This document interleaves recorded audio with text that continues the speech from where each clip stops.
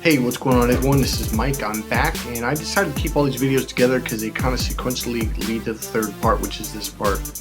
Alright, so here's the deal. The person that I'm talking about is Einstein. So watch this. You might have something very much in common with Einstein. Alright, so again, especially if you're sensitive or an empath or someone who's very in tune, can read other people, has unique, clairvoyant skills or abilities, etc. So a long time ago, I was watching the Science Channel, and I also learned it in psychology class, but it's basically how, if you go all the way back to, I don't know, the Neanderthal days and even before, they talk about how in the beginning, basically there was like a brain stem in that lower reptilian brain or something like that. The brain was very small, okay? I'm not going to get too scientific because I don't want this video is already too long. So then there was like a leap or a jump in human growth. There's another word for that, but human, whatever you're saying, human growth, okay? And the brain got larger, okay? So eventually there became like a left and a right brain. So now there's this really in-depth way of thinking and figuring stuff out, how to hunt and save physical energy, because back then they didn't have cars or rifles or guns. They had to walk everywhere and hunt things down with a sharpened stick and maybe a bow and arrow. And then there was another leap, evolution, that's what I meant when I said growth. There was another leap in evolution, which is very interesting, okay? And I'm kind of skipping through fast because I'm going to make a point. So I think one of the leaps was the corpus callosum developed more, and it became more neurological connection between the left side and the right side. So the information can transfer back and forth, and they could share, information, which is really good. So then this is the one I'm leading to right now. So then eventually, as the humans we are now, there's a sheath that now crossed over the whole brain. So instead of having to just go back and forth through here, there now is a sheath that reached the frontal lobes, the left brain, the right brain, all the way to the back to the visual cortex and auditory cortex, I think. I'm trying to think what else. I think it's connected to the reptilian brain, but I don't want to go there. The point here, the overall point is this: there's a thin, almost skin-like, except I think it's clear if I'm right, sheath of neurological connections. Okay. What that allowed is suddenly this information over here could be directly connected to something way over here, and this could be connected over here, and there. Now there's no limitation, whereas before it was very limited of connection to information. Okay. The more neurological connections you have to different parts of your brain means you are much more intelligent. That is intelligence. Sadly, most people think rote memory, just memorizing things for tests and getting good grades, is intelligence. It is not. Now here is one of the challenges that came with this: sensitivity. People became more sensitive emotionally because now your emotional brain has more neurological connections to the left side. So these things that normally wouldn't affect you emotionally do affect you emotionally now, okay? So some people, and this is mostly women, have more neurological connections when it comes to the corpus. Okay, the corpus callosum is the bundle of nerves in the middle between the left hemisphere and the right hemisphere, all right? And so some people have more neurological connections than others. Now, when it comes to the corpus callosum, women definitely, I would say 80% of women have more neurological connections than men, maybe even 90%.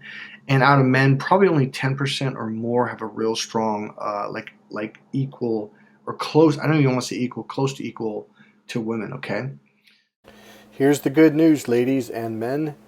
In my course for Cracked Female Code for Men, I specialize in teaching men different exercises and different ways I actually use my energy to show his energy or unconscious mind the way to open up to the right brain more and more, better and better, and faster. So it's kind of like almost like lifting weights.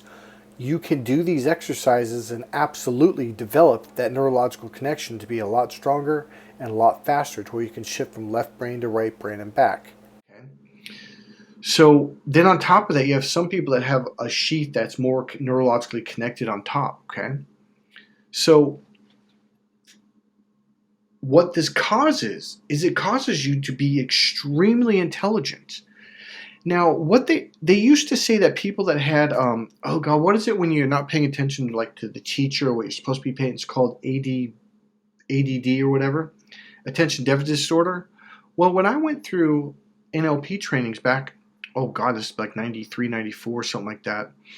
It was a 5-week training. Dr. Tad James had said, so what is it that they're paying attention to that they're not supposed to? It was a long training. We really broke stuff down. It's like he goes, they're not less intelligent. They don't have a problem. This is a gift. And this is what they are now finally saying. Because what's the guy that owns Virgin Records, Virgin Airlines? Oh, God, he's that really billionaire. Richard Brandt, I think it is. No, that's Richard something, not Brandt. But anyways, and they talk about all these other people that are multi-billionaires, and they all have ADD. All of them. They're extremely successful. So it used to be that if you could focus on one thing at one time, you were very intelligent, when really you weren't. It's the people that can extrapolate information, right? So rote memory is what most people in our society think is intelligence. No, it's not. It's just memory. You're just memorizing stuff. That's literally all you're doing. So you got really good grades in school. So that is actually the opposite of intelligence. You're just storing information.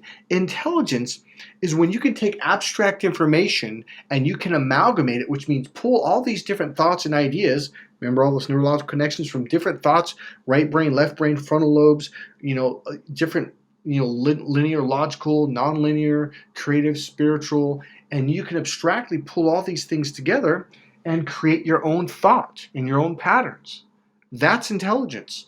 Most people think, I got really good grades in high school and college, and I'm intelligent. That doesn't make you intelligent. That just means you have stored information. And here's the worst part. A lot of those people that have stored information, they can't abstractly access all that information. It's like when they're in one part of their brain, they're there. Whereas someone who, like an empath, you can be here and here and here and here and here all at the same time. And you can gather all this information at the same time. Not, well, I can only focus on one thing at a time. Ladies, do you know someone who's like that? Or people in general? This is generally a narcissist. So when you hang around the narcissist, I'm going to make this brief because I don't want to go over that much, is they're very like one-track creatures. They cannot jump from one thought to another randomly. Randomness, oh, that fucking fries their brain. They get very angry when they can't do it. They won't do it. They get mad when you do it, and they'll punish you for it. And you know what? It's not even that they're just being jerks. It's that they lose their literally they lose their train their train of thought like it's on a set of tracks. And they have to go down a set of tracks until the next intersection. In other words, once they start this thought, they have to keep going through it until it's complete. And then they can start another one. You try to interrupt their thought, oh, they can't do that, okay? So one thing I do in my course for men, Cracked Female Code, is I purposely will do this over and over. And it does fry their brain, but they pop open. It's a really cool technique. And then all of a sudden they start thinking more abstractly. They can see the bigger picture. They can start pulling in abstract ideas. And then they can carry on a conversation, a rich, enlivening, meaningful conversation where it's not just going down the track, this one train of thought, right?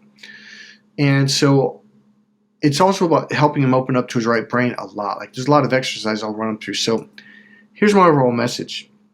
Albert Einstein was a very sensitive person. And one thing that a lot of people don't know about him is he had a lot of people around him who understood that he was sensitive, but they understood how smart he was, so they protected him from people being mean. In fact, I think I saw a movie where that was one of the main themes of the movie was, they were just basically constantly, reassuring him it's okay. They just kept a good vibe around him. And so here's the thing. Really intelligent people are very sensitive. Here's the problem. The majority of people, it's like I put in one of my videos before. How many people win the gold medal? The majority of people, 99%, or 1% of 1% of 1%. It's like 1% of 1% of 1% of 1%.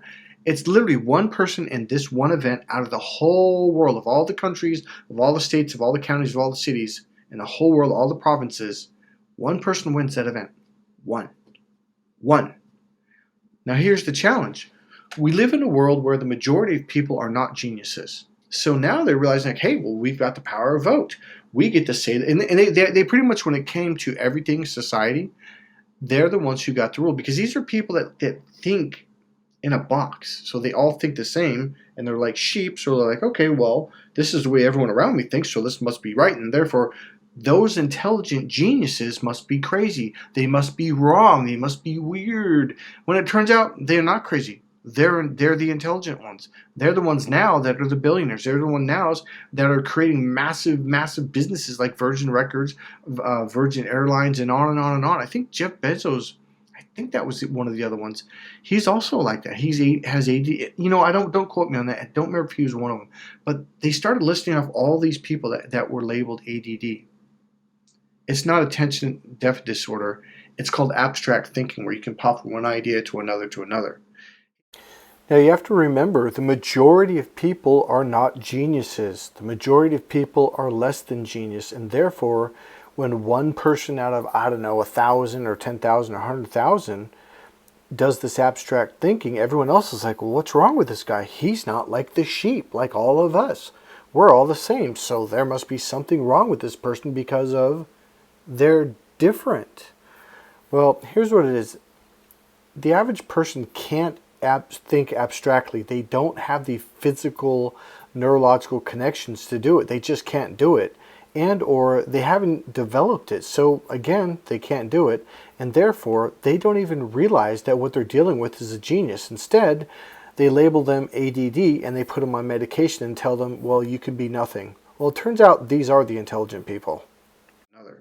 Hey, this is Mike Cooling at MikeCooling.com. Number one, if you are a sensitive person, odds are you're highly intelligent, and odds are you were probably beaten down severely at a young age for a long time, and even as in adulthood. The people around you, the narcissists especially, in the negatives, and the people that just weren't smart, that got jealous, they made fun of you, they hurt you, they embarrassed you, they did mean things to you. So it wasn't just from your family, it was from society, because a lot of people don't like it when someone's better than them. So you might want to remember who you really are and look back into being intelligent again.